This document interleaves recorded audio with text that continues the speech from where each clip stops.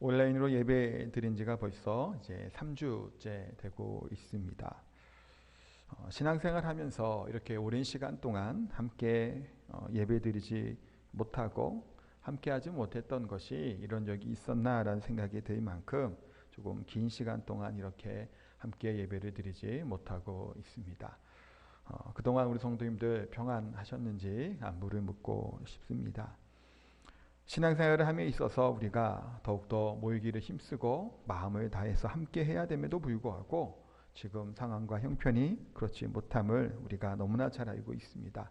우리 사랑하는 성도님들도 각 처소에서 더욱더 기도하는 데 힘써 주시기 원하고, 또 정부의 지침과 또 지금 사회적인 분위기에 맞춰서 또 서로 이렇게 예방하고 또 방역하는데 함께 힘써 주시기를 부탁을 드립니다. 우리가 신앙생활 함에 있어서 큰 문제라고 얘기해야 될까요? 큰 숙제라고 얘기해야 될까요? 그런 것이 있다면 분명히 이걸 겁니다.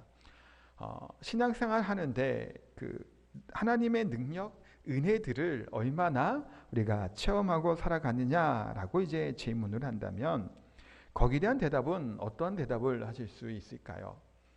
지금 사실 이렇게 모이지 못하기 때문에, 함께하지 못하기 때문에 예배 드림이 또 함께 모이는 것이 얼마나 귀하고 복된지에 대해서 우리가 좀 깨닫게 되고 생각해 보게 됩니다. 그런 것처럼 어떤 단지에서 설문조사를 했다고 합니다. 그랬더니 한 20% 정도만 하나님의 능력 가운데 그걸 경험하며 살아간다라고 이야기했다는 거예요. 그러면 나머지 8명은 뭘까요? 교회는 다니는데 전혀 하나님의 능력과는 관계없이 살아가고 있는 겁니다. 우리 사랑하는 성도분들은 어떤가요? 신앙에 감격이 있고 은혜가 있고 감사하며 살아가고 계십니까? 아니면 그냥 하루하루 살아가고 있습니까?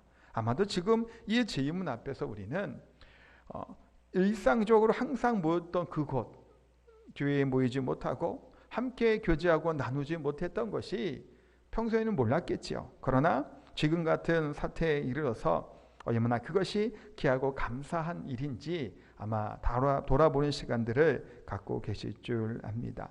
이와 같은 것들처럼 하나님 안에 기뻐하고 하나님의 말미암아 감사하고, 그냥 단순히 음악이 좋았기 때문에, 노래를 좋아하기 때문에 찬양을 하는 것이 아니라 우리 마음 가운데 뿜어져 나오게 되는 감사와 찬양이 넘치고 있는지 한번 돌아보는 시간이 되었으면 좋겠습니다.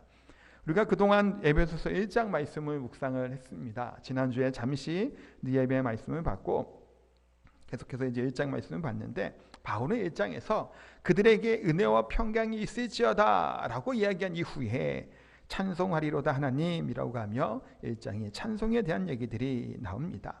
그러면서 바울은 본인이 하나님께 찬양을 하며 에베소 성도들에게 동일하게 우리들에게 하나님의 찬양함에 대해서 말씀하고 있습니다. 그 내용이 무엇인가요? 왜 우리가 마땅히 하나님을 찬양하고 감사해야 되겠냐라는 거예요. 우리는 이 세상에 지어지기도 전부터, 이 땅에 태어나기도 전부터 하나님이 어떻게 하셨다고 말씀하나요? 미리 예정하셨다, 택하셨다라고 하나님이 분명하게 말씀하고 있습니다. 또한 하나님의 택하심이 그냥 택한 걸로 그친 것이 아니죠. 성자 하나님인 예수 그리스도를 통해서 그분이 십자가에 돌아가시고 그래서 물과 피를 다 쏟으심으로 우리의 죄를 담당하시고 우리를 구속하여 주셨다라는 그 은혜가 있기에 우리가 감사하는 거였습니다. 뿐만 아니에요. 성령 하나님을 통해서 우리를 인치셨다라고 말씀하시죠. 다른 얘기로 보증하셨다라는 겁니다. 그러니까 우리를 사랑하셔서 창세 전부터 우리를 택하시고 예수를 통해서 구속하시고 성령 하나님을 통해서 우리를 인치시고 보증하셨다라는 이 은혜가 있기에 바울은 뭐 한 건가요? 찬송하리로다 하나님, 하나님을 찬양하고 하나님을 높이는 겁니다. 그러면서 그 다음 내용은 뭐였나요? 이 하나님, 이 복을 받았고 은혜를 받은 우리들이 뭐 하라는 걸까요? 하나님께 기도한다라는 겁니다. 저에게 지혜와 계시의 영을 주셔서 우리가 하나님을 알게 하셨기에 그 하나님께 기도하고 지혜와 계시의 영을 부어주시를 간구하라라고 말씀합니다. 여기서의 알미, 단순히 지식적인 알미 아니라고 말씀을 드렸죠. 그냥 하나님, 성경에 있는 내용들 그냥 단순히 아는 것, 그 정도가 아니라 하나님과의 관계 가운데 나타나게 되는 그런 아임을 뜻하는 의미다라고 말씀을 드렸습니다.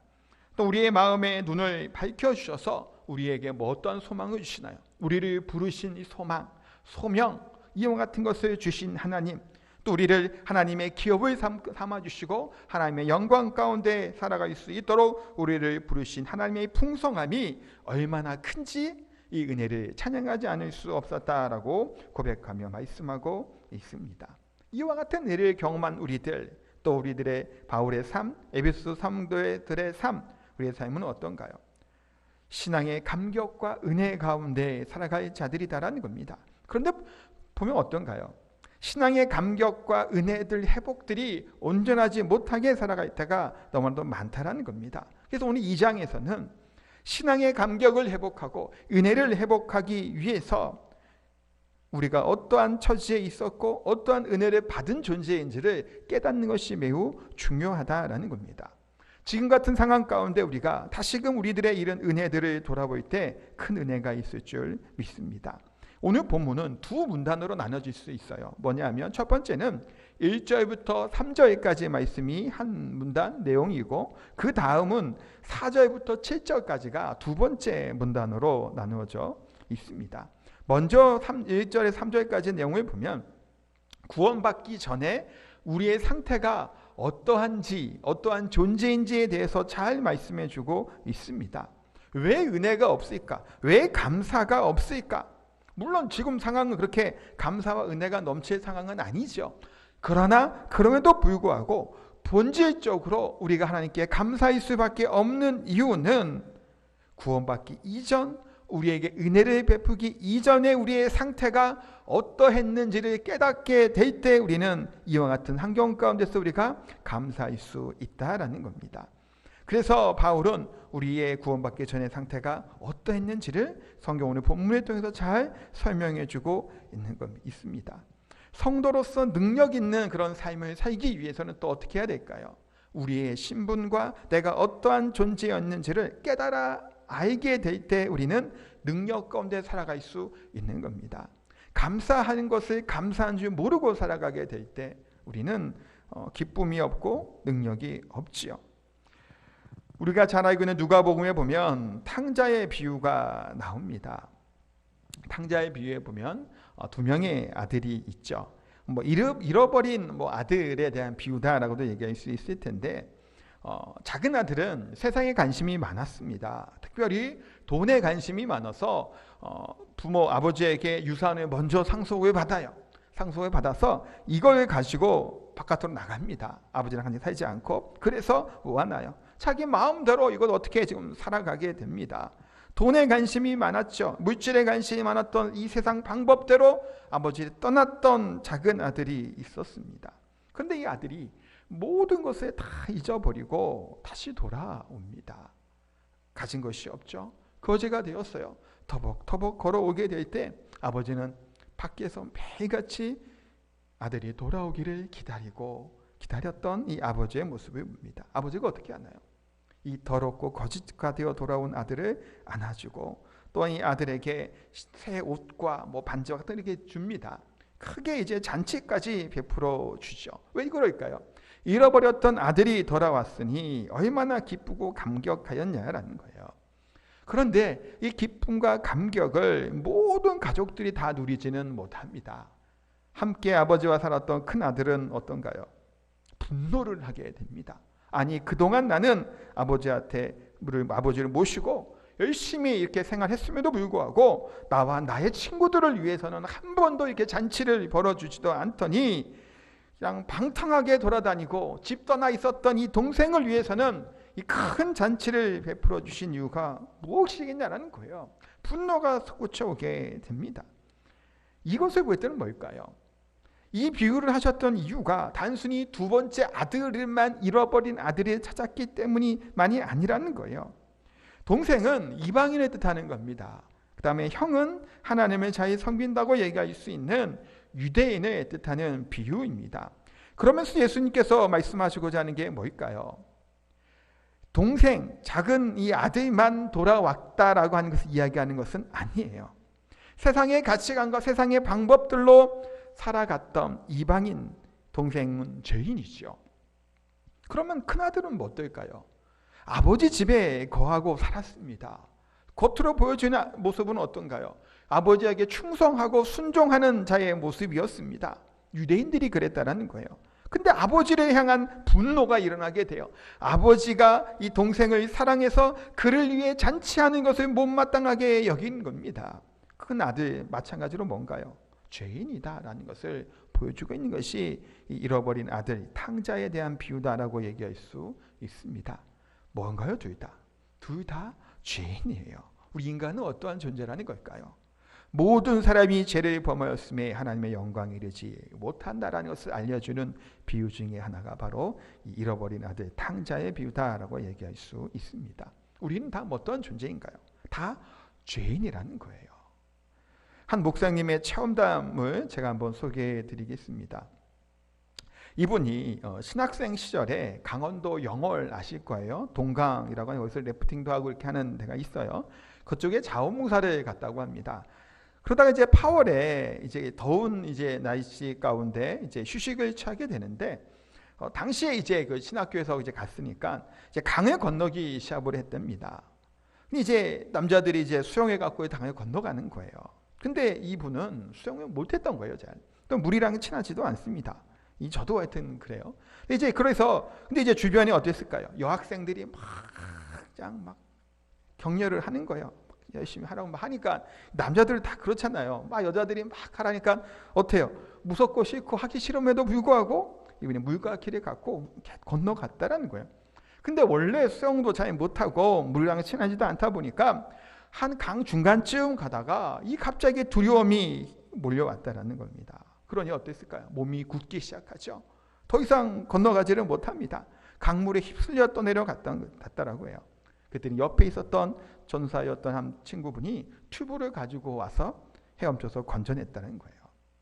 당시에 근데 이분은 얼마나 창피하기도 하고 미안하기도 했는지 친구에게 고맙다는 인사도 못하고 그냥 갔다고 합니다. 그러다가 몇 년 후에 다시 영월로 와서 현장을 봤더니 이 여름에 이제 비가 많이 오면 그 동강이나 그쪽 굉장히 물이 깊어지게 되고 물살이 굉장히 사실은 셉니다. 그러니까 거기서 이제 래프팅 같은 것들이 이제 하는 건데 시뻘건 항토물이 막 내려오고 있고 물이 막 센 것들을 보다가 당시에 물에 빠졌던 것이 생각이 났답니다. 내가 거기서 이 친구가 나를 구해주지 않았더라면 분명히 어떻게 됐을까요? 빠져 죽는 상황 가운데 됐던 것을 다시 찾아왔던 그 현장에서 깨닫게 됐다라는 겁니다. 그러면서 이 얘기를 왜 하는 걸까요? 내가 어떠한 어떤 존재였는지, 내가 그렇게 구원받지를 않았다라면 죽을 수밖에 없는 죽어 내려가는 상태였던 것에 대해서 깨닫게 됐다는 겁니다. 오늘 본문을 통해서도 우리 그리스도인들이 한마디로 뭘 깨달아야 될까요? 내가 어떠한 존재인지 이것을 깨닫는 것이 중요한 겁니다. 내가 떠내려가게 되는 죽는 처지에 있었고 죽어있는 처지에 있었다는 사실을 깨닫게 될 때 우리는 은혜 안에 들어갈 수 있는 방편이 그 가운데 열리게 된다는 겁니다. 그래서 첫 번째 볼 것은 이겁니다. 허물과 죄로 죽었던 우리를 살리셨다는 건데 그 앞부분이에요. 1절부터 3절까지 말씀을 보면 우리 그리스도인의 그런 과거 이전의 삶이 어떠했는지를 잘 알려주고 있는 말씀이에요. 특별히 1절 말씀을 보면 그는 허물과 죄로 죽었던 너희를 살리셨도다라고 말씀을 합니다. 한마디로 우리는 영적으로 죽었던 사람들입니다. 5절에서도 허물로 죽은 우리들이라고 말씀을 합니다. 이것이 성경이 우리 인간에 대해서 얘기할 때 뭐라고 말씀하는 건가요? 죽었던 존재들이라는 겁니다. 이 중에 허물이라고 하는 말은 뭐냐면 헬라어로 파라토마라고 하는 단어인데 이 단어의 의미는 옆으로 미끄러짐이라고 하는 의미를 가지고 있는 단어입니다. 밟지 말아야 될 땅을 밟았다는 뜻을 가지고 있어요. 우리가 비 오고 진흙 같은 데도 보면 어떤가요? 잘못 디디면 넘어지는 일들이 생기죠. 그래서 가실, 탈선이라고 하는 의미를 가지고 있는 단어이기도 합니다. 그러니까 하지 말아야 할 짓을 한 것, 이것이 허물이라는 것이고, 하지 말아야 될 말을 하는 것, 그것도 허물이고, 보지 말아야 될 것을 보는 것이 허물이다라고 말씀을 합니다. 그러니까 허물과 죄로 죽었던 허물은 이와 같이 가시라고 타이스라고 미끄러진 것 같은, 하지 말아야 할 것을 한 것이 바로 허물이다고 말씀을 해요. 그럼 죄는 뭘까요? 죄는 그 의미는 간역이 빗나갔다라고 하는 뜻을 가지고 있는 단어가 바로 죄입니다. 하사를 씁니다. 간역이 있죠. 거기에 명중을 해야 되는데 죄는 뭐라는 거예요? 빗나간 거예요. 그러니까 엉뚱한 것으로 날아간 상태, 성경은 그것을 죄라고 얘기해요. 하나님의 말씀 안에서 빗나간 것, 그것을 죄라고 말씀하고 있는 겁니다. 조금 그것을 넓은 의미로 보면 이렇게도 또 볼 수 있을 것 같습니다. 마땅히 우리가 해야 될 것들, 하나님의 말씀과 계명을 준 이것을 지키며 살아가야 되는데 이것을 하지 않았던 것, 그것 또한 죄라고 얘기할 수 있겠죠. 사랑해야 될 사람을 사랑하지 않은 것, 또한 기도해야 될 때에도 불구하고 기도하지 않는 것, 이것이 넓은 의미로는 죄라고 할 수 있습니다. 그래서 사무엘이 사무엘상 12장 23절에 이렇게 고백을 합니다. 함께 읽겠습니다. 나는 너희를 위하여 기도하기를 쉬는 죄를 여호와 앞에 결단코 범하지 아니하고. 아멘. 나는 너희를 위하여 기도하기를 쉬는 죄를 이라고 말씀을 하죠. 여호와 앞에서 기도하기를 쉬는 것이 뭐라는 건가요? 죄라는 겁니다. 물론 이것은 기도 안 하는 것이 무조건 다 죄다라고 이렇게 확 끝으로 몰아갈 수는 없겠습니다만 마땅히 해야 되는데 하지 않는 것은 분명한 것은 뭐라는 거니까 죄라는 겁니다. 주변에 죽어가는 사람들이 있음에도 불구하고 복음을 전하지 않은 것, 또 복음을 전해야 됨에도 불구하고 친절을 베풀어야 됨에도 불구하고 그와 같이 행하지 않은 것, 헌신해야 됨에도 불구하고 헌신하지 아니하는 것, 이와 같은 것들은 넓은 의미로 볼 때는 어찌 보면 죄라고 얘기할 수 있다는 거예요. 하나님의 계명, 하나님의 율법, 하나님의 말씀 안에서 마땅히 해야 될 것, 그것을 행하지 아니한 것들이 죄다라고 성경은 말씀합니다. 그래서 바울은 영적으로 죽어가는 자들의 세 가지 특징에 대해서 2절부터 3절까지 말씀하고 있습니다. 이것도 한번 함께 읽도록 하겠습니다. 그때 너희는 그 가운데서 행하여 이 세상 풍조를 따르고 공중의 권세 잡은 자를 따랐으니 곧 지금 불순종의 아들들 가운데서 역사하시는 영이라. 전에는 우리도 다 그 가운데서 우리 육체의 욕심을 따라 지내며 육체와 마음이 원하는 것을 하여 다른 이들과 같이 본질상 진노의 자녀이었더니. 아멘. 우리는 본질상 진노의 자녀였다라고 하면서 쭉 설명을 하고 있습니다.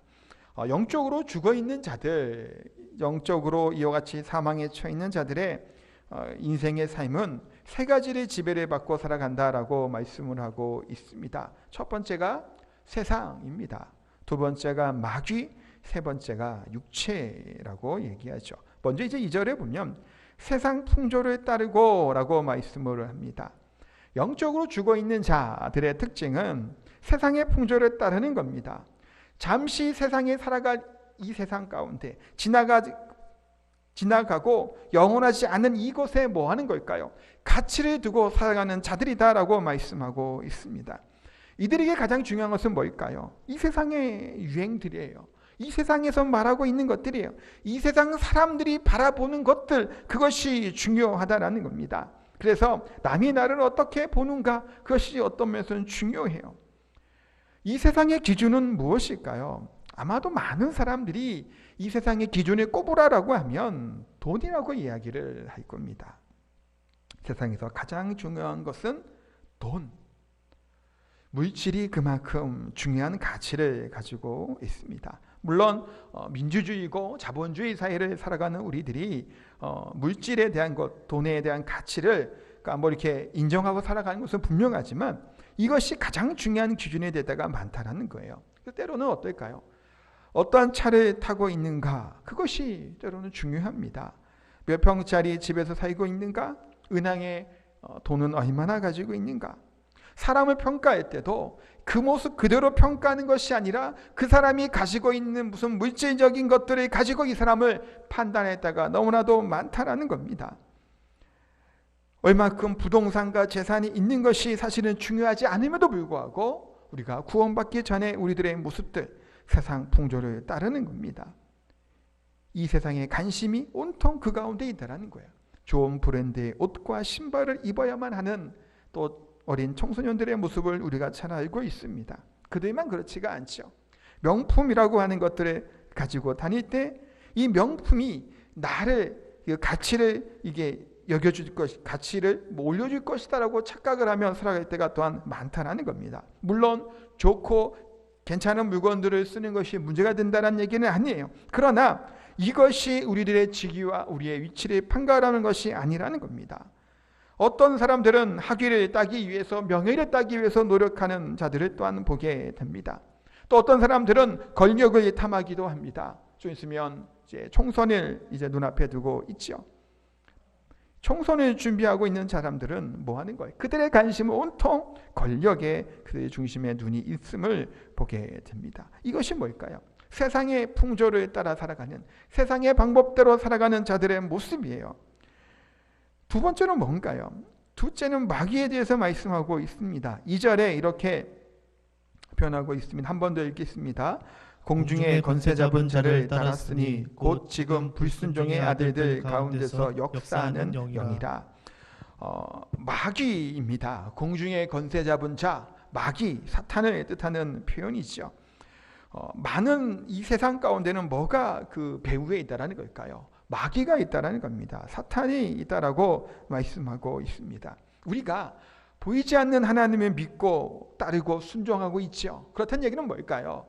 보이지 않는 이 악의 세력들, 마귀와 사탄이 존재한다라는 사실을 우리가 기억하고 인정해야 되는 거예요. 왜 그러냐면 이 세상은 단순히 그냥 이 세상의 이치대로, 사회의 그런 환경들대로, 이 세상의 법대로, 그냥 문화대로 흘러가는 세상이라는 걸까요? 아니라는 걸까요? 아니라는 거예요. 영적인 치열한 전쟁터, 전투를 벌여지는 현장이다라고 얘기할 수 있는 거예요. 그러니 영적인 중립제를 살아가고자 하는 사람들도 있습니다. 이 세상도 아니고 하나님께도 아니고, 아니면 이 세상에도 한 발자국을 걸치고 이쪽 하나님의 말씀에도 한 발자국을 걸쳐서 양다리를 걸고 살아가는 사람처럼 때로는 살아가고 있습니다. 그러나 신앙에는, 영적인 이 세상에서는 중립지대는 없습니다. 순종하는가 아니면 불순종하는가, 양자택일만이 있다라는 겁니다. 우리가 구원받기 이전에 윤리적으로 남에게 존경을 받고 살아가고 그렇듯하게 살아가는 것 같지만 때로는 어떤가요? 마귀와 이 악한 영들의 지배를 받고 살아갔다라고도 성경은 말씀하고 있는 겁니다. 이 세상은 그래서 공중에 권세 잡은 자들, 이 세상의 풍조를 따라가는 자들에 대해서 말씀하고 있는 겁니다. 또한 마지막 세 번째 영적으로 죽은 사람의 특징은 뭔가요? 3절 말씀을 같이 읽도록 하겠습니다. 전에는 우리도 다 그 가운데서 우리 육체의 욕심을 따라 지내며 육체와 마음이 원하는 것을 하여 다른 이들과 같이 본질상 진노의 자녀이었더니, 우리는 본질상 진노의 자녀였고 육신의 욕심에 따라 살아가는 존재들이다라고 말씀하고 있습니다. 여러 성경에서 말씀하고 있지만 그 중에 갈라디아서 5장을 통해서 보면 정적인 것에 지나치게, 성적인 것에 지나치게 이제 집착하게 되는 음란에 대한 얘기들이 5장에 나와 있죠. 또한 하나님이 아니 다른 것, 명예나 돈에 목숨을 걸고 되는 자들에 대한 얘기를 합니다. 또 다른 것은 관계적인 면에서 이와 같이 나타남에 대해서 말씀을 하고 있어요. 그게 뭔 얘기냐면 가는 곳마다 뭐 하는 걸까요? 관계가 깨어지는 거예요. 내가 있는 곳이, 혹시 우리가 있는 그곳이 관계들을 파괴할 때가 있습니다. 육체에 따라 살고 있는 자들의 전형적인 모습이죠. 때로는 명절에 모일 때, 아니면 큰 잔치나 무슨 일이 있을 때 가족들끼리 모여요. 가족들끼리 모일 때 그게 참 싫은 사람들이 있습니다. 왜 싫은 마음을 갖게 될까요? 모일 때마다, 얼굴 볼 때마다 싸우는 거예요. 형제간에 싸우는 가정들이 있습니다. 불화가 있는 가족들이 있습니다. 1년에 몇 번 모이지도 않는데 모일 때마다 문제가 되는 거예요. 육체의 욕심에 따라 살아가는 사람들의 모습이에요. 또한 구역 예배 모일 때마다 그 구역이 문제가 되죠. 교회에 가서도 항상 다툼이 되고 불화가 되는 그 중심에 있게 될 때 이것은 뭔가요? 육체에 따라 살고 있는 자의 모습이다라고 분명히 말할 수 있습니다. 이것은 바로 우리가 거듭나지 않았던 지난 날들의 모습이에요. 인간의 마음 전체가 이 타락한 영향 아래 있다라는 겁니다. 우리의 지성도 감성도 의지도 철저하게 뭘까요? 타락했다라는 거예요. 그래서 전적인 타락을 칼빈이 이야기를 하는 겁니다. 이처럼 저와 우리 여러분들은 어떤 존재들인가요? 본질상 진노의 자녀, 하나님의 진노의 대상들이 바로 우리다라고 성경은 분명히 말씀하고 있습니다. 하나님의 징벌을 받고 심판을 받을 수밖에 없었던 이 세상의 풍속에 쫓았고 마귀의 종으로 육신의 욕심에 따라 살아갈 수밖에 없는 불쌍한 존재가 누구라는 걸까요? 우리들이다라고 성경은 분명히 말씀합니다. 그랬던 우리들을 하나님은 어떻게 하셨을까요? 그 다음 대목이 그거예요. 두 번째가 바로 함께 살리셨다라고 말씀합니다. 4절과 5절의 말씀을 우리가 그래서 같이 한번 읽도록 하겠습니다. 긍휼이 풍성하신 하나님이 우리를 사랑하신 그 큰 사랑을 인하여 허물로 죽은 우리를 그리스도와 함께 살리셨고 너희는 은혜로 구원을 받은 것이라. 아멘. 우리 개역 성경에는 이 번역되어 있지 않는 단어가 있는데 헬라어 원어에 보면 이 단어 첫 단어가 바로 그러나라고 하는 말로 시작을 합니다. 또 많은 영어 성경에서도 but, god이라고 이제 시작을 하죠. 표준사번역에도 보면 그러나 하나님이라고 번역되어 있습니다. 그러니까 앞에 3절까지 내용이 뭐예요? 허물과 죄로 죽었던 우리들, 가망이 없는 우리들, 전적인 타락한 우리들, 육신의 욕심에 따라 사는 우리들, 이렇게 가망 없는 존재들을 4절에 뭐라고 시작하는 것? 그러나 하나님께서, 긍휼하여 풍성하신 하나님께서 우리를 살리셨다라는 말씀을 하고 있는 겁니다. 영원히 죽은 소망 없는 우리들을 하나님이 사랑하사 살리셨다라고 말씀을 하죠. 그래서 오늘 본문에는 하나님의 긍휼하심과 사랑하심이 잘 드러나 있습니다. 우리가 잘 아는 그 복음서의 이야기를 하나 좀 드리도록 하겠습니다. 예루살렘 여리고로 가는 이 한 사람이 있었습니다. 그 사람이 가다가 피투성이가 되는 강도 만난 사람을 이제 만나게 됩니다. 다른 사람들은 쓰러져 있는 이 사람을 보고 다 그냥 지나갑니다. 제사장도 지나가죠. 레위인도 그냥 지나갑니다. 그런데 이 사마리아 사람은 이 사람이 보고 그냥 내버려 두고 갈 수가 없었던 겁니다. 이 불쌍히 여기는 마음을 갖게 된 거예요. 이 사람을 들쳐업고 마을에 데리고 갑니다. 여관에 맡겨놓고 치료하죠. 그리고 비용도 지불합니다. 부족하면 내가 와서 더 지불하겠다라고 얘기하고 이 사람을 맡겨놓고 갑니다. 그러면서 예수님께서 이 비유를 들어 말씀하시고 물으십니다. 누가 강도 만난 자의 이웃이냐라고 물을 때 대답은 뭔가요? 자비를 베푼 이 사람이라는 거예요. 사마리아인이 진정한 이웃이라는 겁니다. 이웃의 어려움을 보고 불쌍한 마음을 갖는 것, 또한 불쌍함을 갖는 많은 것뿐만이 아니라 그 사람을 위해서 움직이고 행하는 것, 그것이 긍휼이요 자비다라고 말씀하고 있습니다. 하나님께서 긍휼하시다라고 말씀하시고 사랑의 하나님이라고 말씀하실 때 뭔가요? 본질상 진노의 자녀였던 우리들을 긍휼한 마음을 가지신 겁니다. 측은히 여기는 마음을 가지신 겁니다. 그걸로 그친 것이 아니에요. 앞에도 아마 사마리아 비유에 제사장들이나 레위인들도 이 강도 만난 사람, 쓰러져 피 흘리고 있는 사람을 볼 때 불쌍한 마음 분명히 가졌을 겁니다. 근데 그 사람들 그냥 지나쳐 간 거예요. 사마리아인은 실천한 거죠. 하나님께서도 우리를 인간들을 향한 치근하고 불쌍한 긍휼한 마음을 가지시고 멈추신 것이 아닙니다. 자기 아들을 이 땅에 보내셔서 그를 통해 우리를 구원해 주셨다라고 성경은 분명하게 말씀하고 있습니다. 이것이 하나님의 마음이고 하나님의 사랑입니다. 하나님은 독생자 예수 그리스도를 통해 어떻게 하셨나요? 죽었던 우리를 어떻게 하시나? 살게 하셨다라는 겁니다. 다시 말하면 그러나 긍휼이 풍성하신 하나님이 우리를 뭐 하신 거예요? 살리셨다라고 말씀합니다. 내 신분이 우리의 신분이 이전에는 뭐였을까요? 마귀에 속한 거예요. 마귀의 자녀인 겁니다. 세상 풍족의 속에 살아갔던 그랬던 나, 죄에 오염되었던 나, 타락 속에 살아갔던 나를 어떻게 하실까요? 구원하셨다라고 말씀하고 있습니다. 우리의 지난날은 이거예요. 그래서 3절까지 말씀처럼 죽은 존재였고 영원히 죽게 될 존재였던 우리들, 육체의 소욕과 이 세상의 뜻대로 마귀의 종노릇하였던 우리들, 그런 우리들을 예수 그리스도를 통해 살리시고 구원해 주셨다라고 분명하게 성경은 말씀하고 있습니다. 5절, 6절 말씀에 보면 특별한 단어들이 좀 반복하는 단어들이 나옵니다. 함께라고 하는 단어가 나옵니다. 함께라는 말을 왜 썼을까요? 나만 살리신 것이 아니라 함께, 그리스도와 함께 우리를 일으켜 주셨다라고 말씀을 하는 겁니다. 그리스도와 함께 우리를 하나님 앞에 앉히셨다라는 것이고, 그리스도와 함께 우리를 십자가에서 또한 죽으시고 부활하시는 말미암아 그리스도와 함께 부활하게 될 것에 대해서 분명히 성경은 말씀하고 있습니다. 우리의 각오는 뭔가요? 죽은 거라는 겁니다.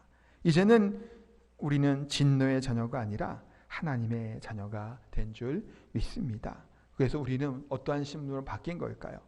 진노의 자녀, 마귀의 자녀였던 우리들이 하나님의 자녀로 바뀌게 된 겁니다. 이제 우리는 육체의 소욕을 따라 이 세상의 풍속에 따라 살아가는 존재들이 아니라 우리는 정신과 우리의 가치는 뭔가요?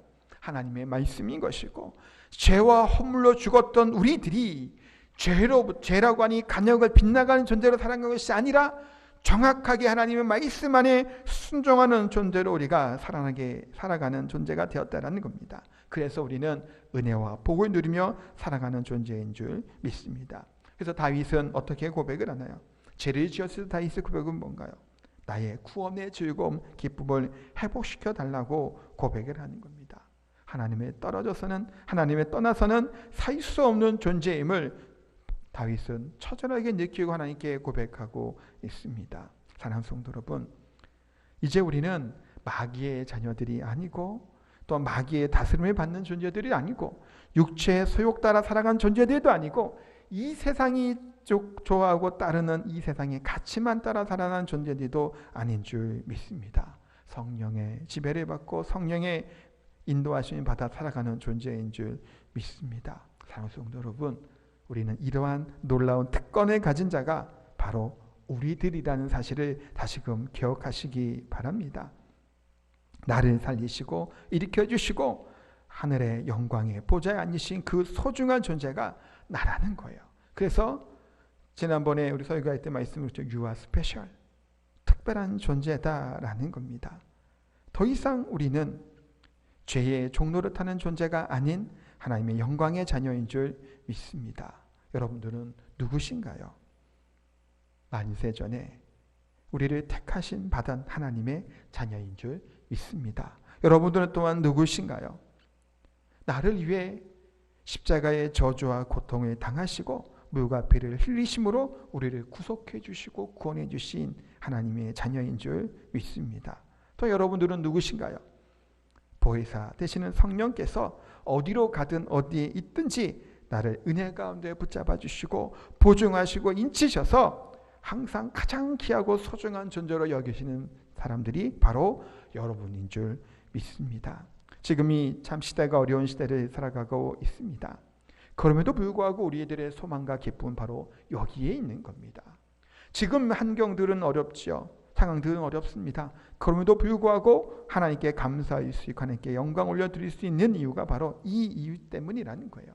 하나님께서는 독생자 예수 그리스도를 십자가에 달려 죽으시기까지 우리를 사랑하셨는데 그 외 것들을 더 풍성히 내려주지 않겠냐라는 거예요. 하나님은 자신이 가장 사랑하는 아들까지 보내주신 사랑의 하나님께서 지금 우리의 형편과 처지와 어려움들을 그대로 내버려 둘 이유가 없다라는 겁니다.